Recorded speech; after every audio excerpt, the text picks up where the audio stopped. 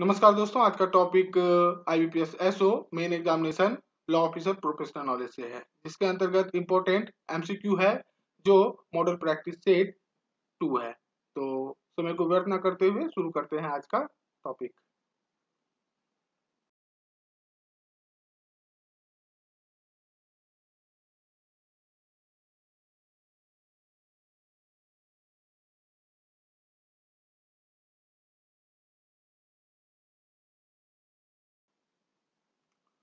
प्रश्न 1 है, जिस न्यायालय ने डिग्री पारित की है वह अपने स्वयं के प्रस्ताव को सक्षम क्षेत्राधिकार के किसी अधीनस्थ न्यायालय को निष्पादन के लिए भेज सकता है। आपको बताना है सिविल प्रक्रिया संहिता की किस धारा के तहत डिग्री का हस्तांतरण किया जा सकता है। तो इसका आंसर हो जाएगा ई, धारा 3939। प्रश्न 2 है, एक ठेकेदार को एक बहुराष्ट्रीय कंपनी से अंतर्राष्ट्रीय मानकों के अनुसार भवन निर्माण का ठेका मिलता है। बहुराष्ट्रीय कंपनी गारंटी चाहती है कि भवन का निर्माण समय पर और विनिर्देश के अनुसार किया जाएगा। बैंकों द्वारा किस प्रकार की गारंटी जारी की जाएगी? तो इसका आंसर हो जाएगा बी, प्रदर्शन गारंटी।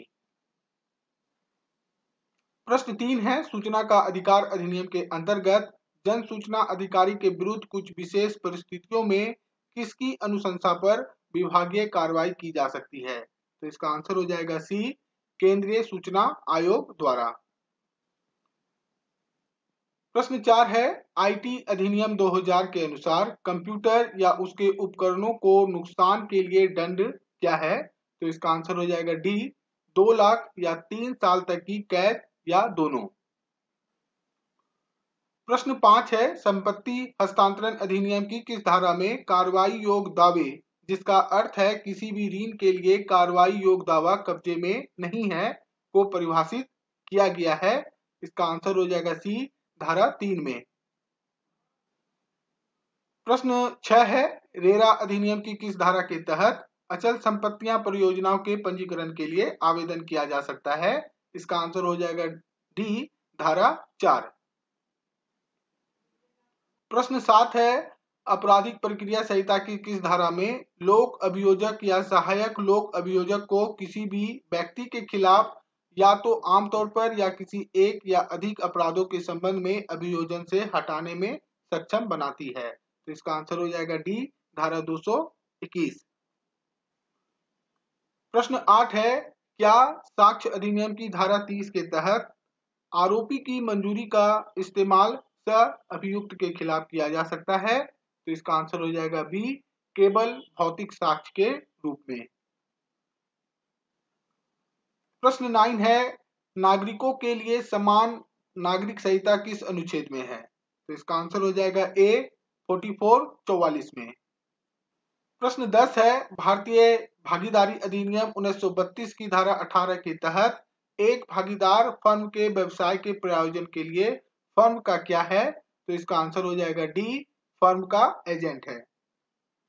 प्रश्न 11 है, बैंकों द्वारा शाखाएं खोलने का प्रावधान किसके द्वारा नियंत्रित होता है? तो इसका आंसर हो जाएगा ए, बैंकिंग विनियमन अधिनियम 1949 की धारा 23।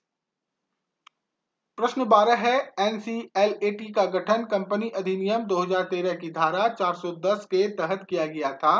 एनसीएलटी में ए का क्या अर्थ है? तो इसका आंसर हो जाएगा सी, अपीलेट अर्थात national company law appellate tribunal. प्रश्न 13 है, आरबीआई अधिनियम की धारा 22 के प्रावधानों के तहत इसका आंसर हो जाएगा सी, आरबीआई भारत में मुद्रा जारी करने और प्रबंधित करने के लिए बिक्री प्राधिकरण है। प्रश्न 14 है, प्रत्येक व्यक्ति जिसकी पिछले वर्ष में कुल आय उस अधिकतम राशि से अधिक है जो कर के लिए उत्तरदायी नहीं है, उसे आयकर के किस धारा के तहत नियत तारीख तक अपना रिटर्न दाखिल करना आवश्यक है? तो इसका आंसर हो जाएगा डी, धारा 139। प्रश्न 15 है, prevention of money laundering act 2002 के तहत दायित्व को किस धारा के तहत परिभाषित किया गया है? तो इसका आंसर हो जाएगा डी, धारा 12। प्रश्न 16 है, हिंदू उत्तराधिकारी अधिनियम की कौन सी धारा एक हत्यारे को मृतक की संपत्ति के उत्तराधिकारी से अयोग्य घोषित करती है। इसका आंसर हो जाएगा डी, धारा 25। प्रश्न 17 है, आरबीआई द्वारा किस धारा के प्रावधानों के तहत लोकपाल योजना तैयार की गई है? तो इसका आंसर हो जाएगा डी, बैंकिंग विनियमन अधिनियम धारा 35A। प्रश्न 18 है, बैंकिंग कंपनियों के कंपनी संबंधी मुद्दों को किसके द्वारा नियंत्रित किया जाता है? तो इसका आंसर हो जाएगा ए, कंपनी अधिनियम के द्वारा नियंत्रित किया जा सकता है।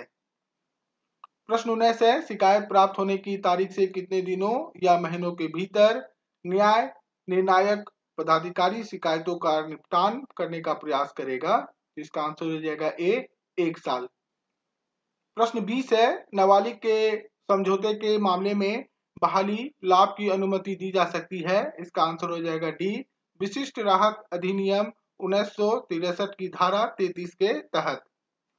प्रश्न 21 है, निम्नलिखित में से कौन कॉर्पोरेट और औद्योगिक पुनर्गठन निगम अध्यादेश 2000 की धारा 6 के तहत एक माइक्रो फाइनेंस संस्थान का कार्य है? इसका आंसर हो जाएगा डी, दिए गए सभी विकल्प, अर्थात जमा स्वीकार करने के लिए, भंडारण और सुरक्षित अभिरक्षा सुविधाएं प्रदान करने के लिए, उधार लेने और पैसा जुटाने और बैंक खाता खोलने के लिए।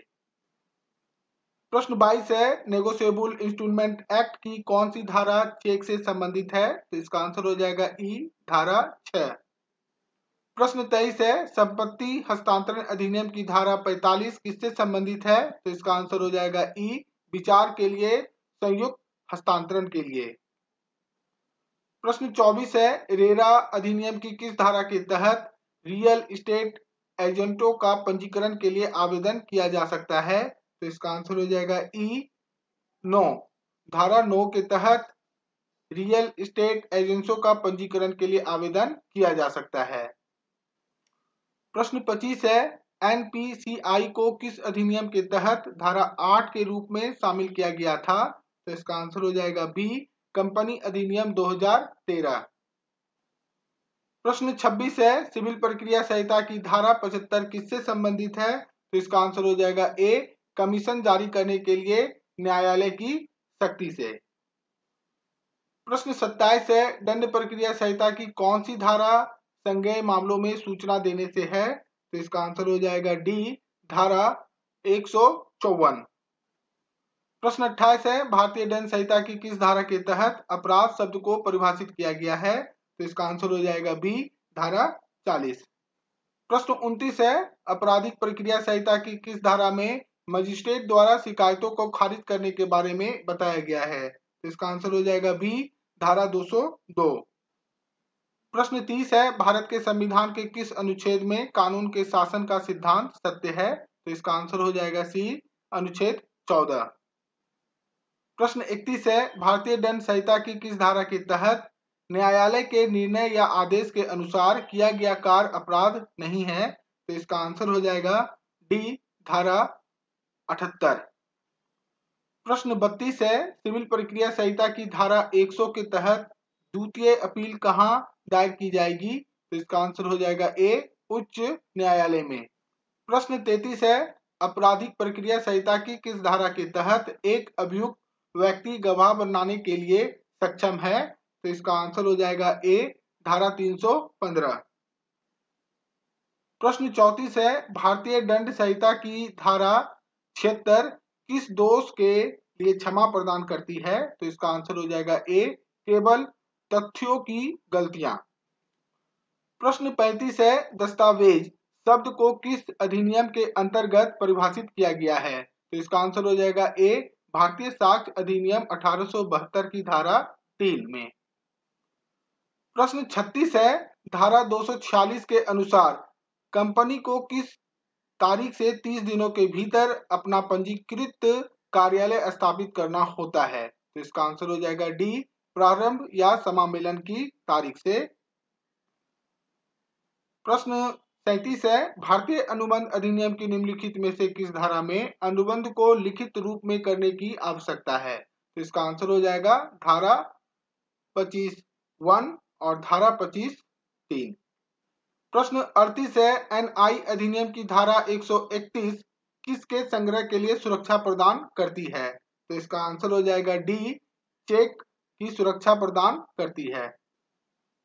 प्रश्न 39 है, भारतीय अनुबंध अधिनियम की निम्नलिखित में से किस धारा में अनुबंध लिखा जाना आवश्यक है? तो इसका आंसर हो जाएगा सी, धारा 4। प्रश्न 40 है, भारतीय रिजर्व बैंक अधिनियम की धारा 42 में CRR को किसके बीच रखने की शक्ति है? तो इसका आंसर हो जाएगा बी, 3% से 15% के बीच। प्रश्न 41 है, बैंकिंग विनियमन अधिनियम की धारा 6(1) निम्नलिखित में से किस पहलू से संबंधित है? इसका आंसर हो जाएगा बी, एक बैंकिंग कंपनी के व्यवसाय के अन्य रूपों को अधिसूचित करने के लिए केंद्रीय सरकार द्वारा प्राधिकरण।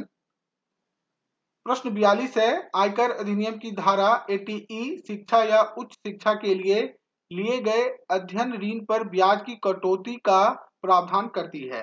धारा 80E के तहत कटौती कितने वर्षों के लिए उपलब्ध है? तो इसका आंसर हो जाएगा सी, 7 वर्षों के लिए।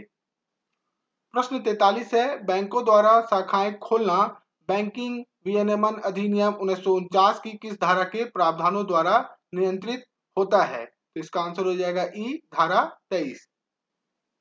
प्रश्न 44 है, भारतीय रिजर्व बैंक अधिनियम 1934 की किस धारा के तहत भारतीय रिजर्व बैंक के पास केंद्र सरकार की प्राप्तियों और भुगतानों और संघ के सार्वजनिक ऋण के प्रबंधन सहित एक्सचेंज, प्रेषण और अन्य बैंकिंग संचालन करने का दायित्व है? तो इसका आंसर हो जाएगा डी, धारा 20। प्रश्न 45 है, भारतीय रिजर्व बैंक के पास भारत में बैंक नोट जारी करने का एकमात्र अधिकार है, जिसे भारतीय रिजर्व बैंक अधिनियम 1934 के किस धारा में परिभाषित किया गया है? तो इसका आंसर हो जाएगा ए, धारा 22(1).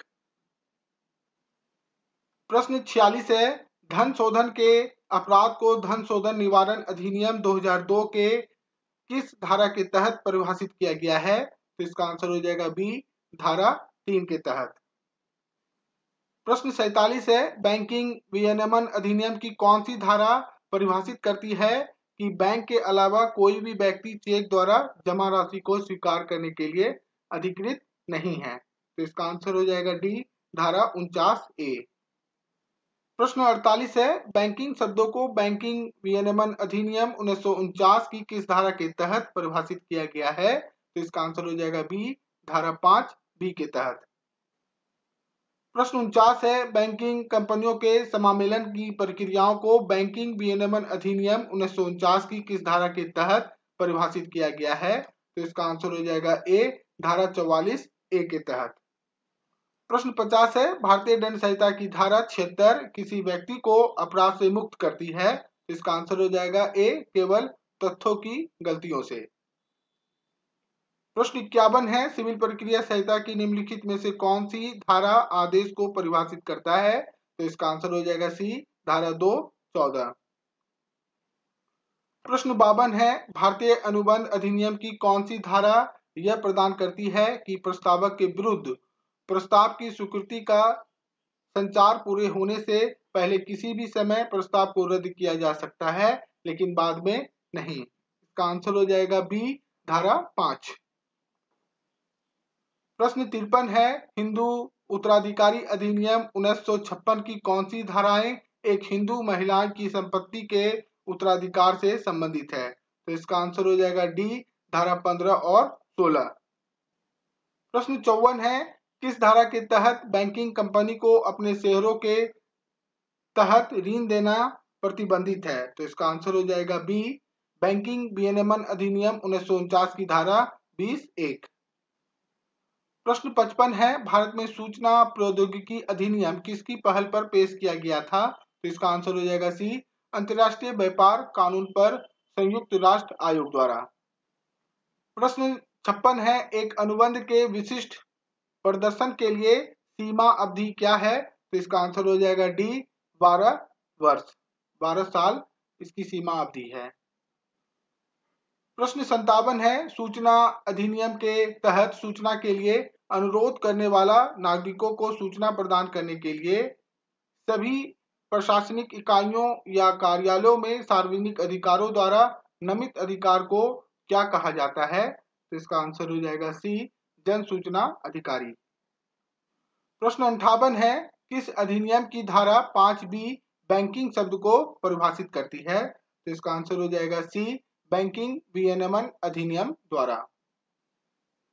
प्रश्न 59 है, दंड प्रक्रिया संहिता की धारा 357 के तहत मुआवजे की राशि का निर्धारण कौन करेगा? तो इसका आंसर हो जाएगा डी, राज्य या जिला कानूनी सेवा प्राधिकरण।